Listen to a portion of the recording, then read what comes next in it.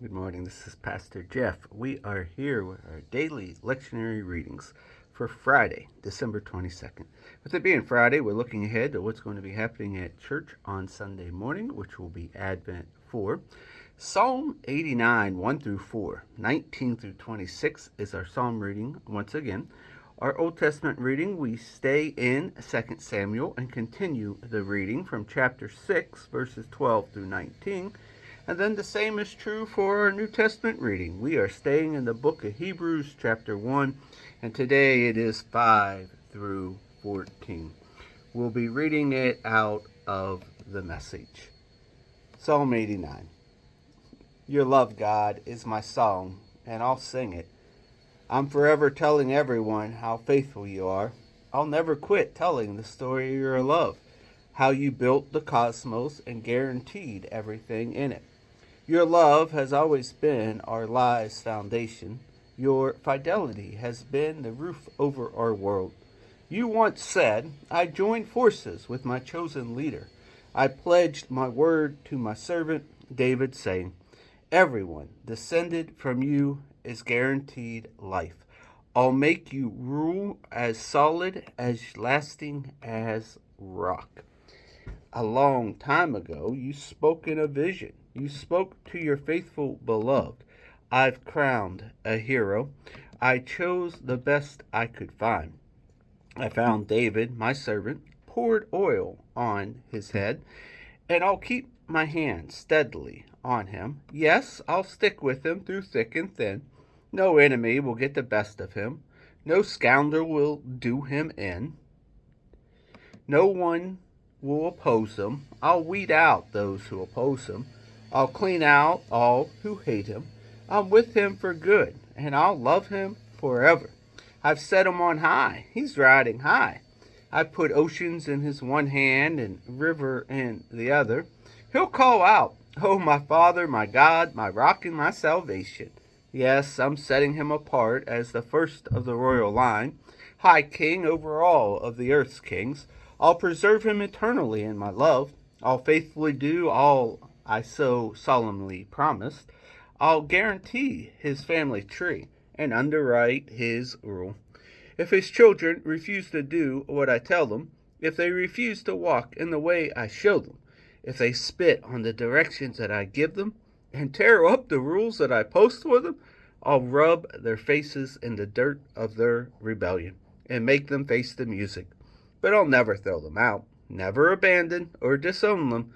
Do you think I'd withdraw my holy promise or take back my words that I have already spoken? I've given my word, my whole and holy word. Do you think I would lie to David? His family tree is here for good, his sovereignty as sure as the sun, dependable as the phases of the moon, and inescapable as weather.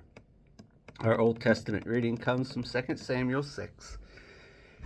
It was reported to King David that God had proposed Obed Edom and his entire household because of the chest of God. So David thought, I'll get that blessing for myself, and went in and brought up the chest of God from the house of Odom Edom to the city of David, celebrating extravagantly all the way, while frequent sacrifices of choice bulls. David, ceremonially dressed in priest's linen, danced with great abandon before God. The whole country was with him as he accompanied the chest of God with shouts and trumpet blasts. But as the chest of God came into the city of David, Michal, Saul's daughter, happened to be looking out the window. When he saw King David leaping and dancing before God, her heart filled with scorn. They brought the chest of God and set it in the middle of the tent pavilion that David had pitched for it. Then and there David worshipped, offering burnt offerings and peace offerings. And when David had completed the sacrifices of the burnt and peace offerings, he blessed the people in the name of God of the angel armies, and handed out to each person in the crowd, men and women alike, a loaf of bread, a date cake, and a raisin cake. Then everyone went home. The New Testament reading is from the book of Hebrews, chapter 1, verses 5 through 14. After he had finished the sacrifices for sin, the Son took his honored place high in the heavens, right alongside God, far higher than any angel in rank and rule.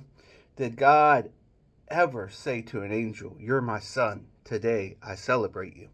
Or I'm his father, he's my son. When he presents his honored son to the world, he says, all angels must worship him. Regarding angels, he says, the messengers are winds, the serpents are tongues of fire. But he says to his son, you're God, and on the throne for good. Your rule makes everything right. You love it when things are right. You hate it when things are wrong. That is why God, your God, poured fragrant oil on your head, making you out as a king, far above your dear companions.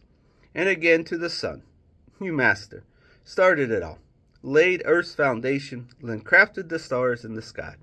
Earth and sky will wear out, but not you. They'll become threadbares, like an old coat. You'll fold them up like a worn-out cloak, and lay them down and put them away on the shelf. But you'll stay the same, year after year. You'll never fade. You'll never wear out. And did he ever say anything like this to an angel? Sit alongside me, here on my throne, until I make your enemies a stool for your feet. Isn't it obvious that all angels are sent to help out those lined up to receive salvation? And here ends our readings for the day.